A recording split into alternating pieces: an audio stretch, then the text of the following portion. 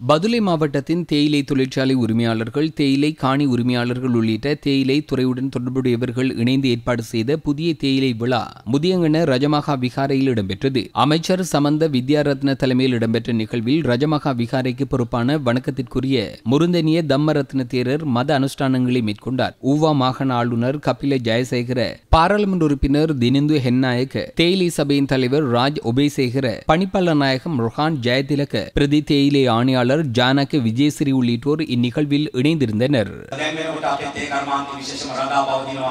எமது தேயிலை தொழில்துறையின் பெரும்பான்மை பங்கு சிறு தேயிலை தோட்டங்களை நம்பியுள்ளது. இந்நாட்டு தேயிலை தொழில்துறையில் 100% பங்கினை சிறு தேயிலை தோட்ட தொழில்துறை வழங்குகின்றது. புதிய அரசாங்கம் என்ற வகையில் நாம் இந்த தேயிலை தொழில்துறையை மேம்படுத்துவதற்கு வழங்கக்கூடிய உயர்ந்தபட்ச ஒத்துழைப்பை வழங்க எதிர்பார்க்கின்றோம். 11 வருடங்களின் பின்னர் இந்த ஜனவரி முதல் ஏப்ரல் மாதம் வரையான முதல் காலாண்டில் இந்நாட்டுக்கு தேயிலை ஊடாக அதிக வருமானம் கிடைத்துள்ளது. எமது அதிகாரிகளும் இதில் மிகுந்த அக்கறை கொண்டுள்ளனர். பயிற்சியாளர்களையும் நாம் ஊக்கப்படுத்துகின்றோம். உர நிவாரணம் வழங்குகின்றோம்.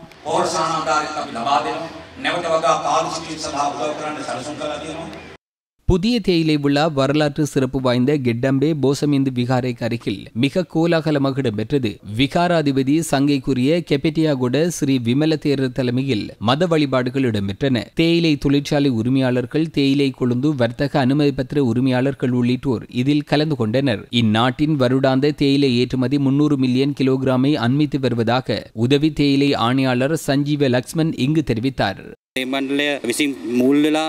கடந்த 7 வருடங்களாக இலங்கை தேயிலை சபை தலைமையில் ஏனைய சகல தரப்பினரையும் இணைத்துக் கொண்டு இதனை முன்னெடுக்கின்றோம். ஏப்ரல் புத்தாண்டு விடுமுறையின் பின்னர் பறிக்கப்படும் தேயிலை கொழுந்திலிருந்து தயாரிக்கப்படும் தேயிலை தூளை இவ்வாறு நாம் கொண்டு வந்து நாம் விழாவாக செய்கின்றோம். குறித்த புதிய தேயிலை தூளில் தயாரிக்கப்பட்ட தேநீரை புத்த பெருமானுக்கும் ஏனைய சர்வமத புனித தலங்களிலும் பூஜை செய்கின்றோம். புதிய அரசாங்கத்தின் கீழ், புதிய கொள்கையின் கீழ் இது இன்னும் சிறப்பாக இடம்பெறுகின்றது. உற்பத்தியாளர்கள் உற்பத்தியை அதிகரித்துள்ளனர். சிறந்த விலை கிடைத்துள்ளது. உரம் கிடைக்கிறது. கொழுந்து அதிக அளவு வருகிறது. ஏற்றுமதியும் வெற்றிகரமாக இடம்பெறுகிறது.